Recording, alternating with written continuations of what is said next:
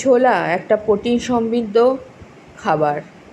এই ছোলায় আছে প্রচুর অ্যান্টিঅক্সিডেন্ট এবং ফাইবার, যা হজম শক্তি বাড়াতে সাহায্য করে এবং নিয়মিত ছোলা খেলে ব্লাড প্রেশার অনেকটা নিয়ন্ত্রণে থাকে। তো ছোলা দিয়েই আজকে আমার রেসিপি। চলো রান্নাটা শুরু করা যাক। আমি কড়াইতে পটল ভেজে নিয়েছি, আর আগে আমার কুমড়ো ছোটো ছোটো করে কুমড়ো ভাজা হয়ে গেছে, আমি একটা পাত্রে সেটা রেখেছি। আর এদিকে আলু কাটা আছে ছোটো ছোটো করে। তো আমি 3টে সবজি ভালোভাবে ভেজে নেব। তোমাদের একটা আমি টিপস দিই। খুব গরম পড়েছে তো বুঝি, ঘরের বউদের আমারই তো ভীষণ রান্না করতে কষ্ট হয় গরমে, তো তোমাদের সবারই নিশ্চয়ই হয়। যতদূর পারবে সম্ভব সবজিগুলো একটু ছোটো ছোটো করে কাটবে, তাড়াতাড়ি রান্নাটা হয়ে যায় তাহলে। তো আমার পটল ভাজা হয়ে গেল। এখন আমি কড়াইয়ের মধ্যে একটু জিরে ফোড়ন দিলাম। আর আমার কাছে আজকে হিং ছিল না, যেহেতু হিংটা দিতে পারিনি।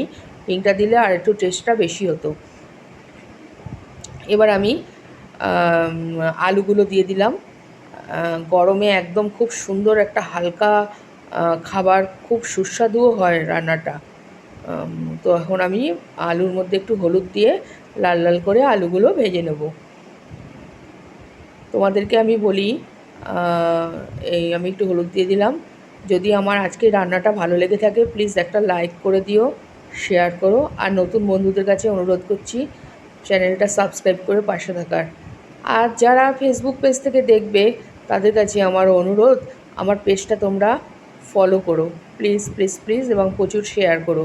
দেখো আমার আলু ভাজা হয়ে গেছে, আর ওভারনাইট সোক করা ছিল ছোলা আর কিছু কাঁচা লঙ্কা আমি আলুটার মধ্যে অ্যাড করে দিলাম।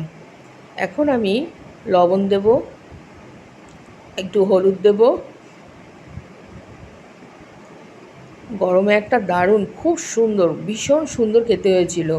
হলুদ দিলাম, একটু চিনি দিলাম, একটু জিরে গুঁড়ো দিলাম, এখন দেব একটু ধনে গুঁড়ো।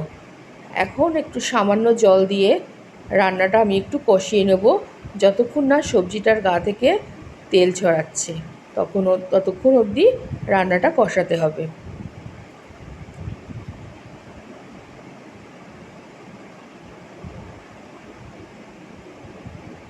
দেখো আমার রান্নাটা কষানো হয়ে গেছে এবং সবজির গা থেকে তেলটাও ছেড়ে দিয়েছে। এখন আমি পরিমাণ মতো জল দিয়ে দেবো।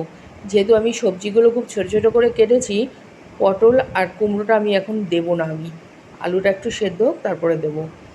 তো আমার ঝোলটা ফুটে উঠেছে, এখন আমি না একটু চেক করে দেখে নেব যে আলুগুলো সেদ্ধ হয়েছে কি না। তো হ্যাঁ, এই দেখো আমি চেক করে দেখে নিলাম, আলু একদম পারফেক্টলি সেদ্ধ হয়ে গেছে। এখন আমি কুমড়ো আর পটলটা আমি এটার মধ্যে দিয়ে দিলাম, রান্নাটার মধ্যে দিয়ে কিছুক্ষণ একটু জাল করে নেব।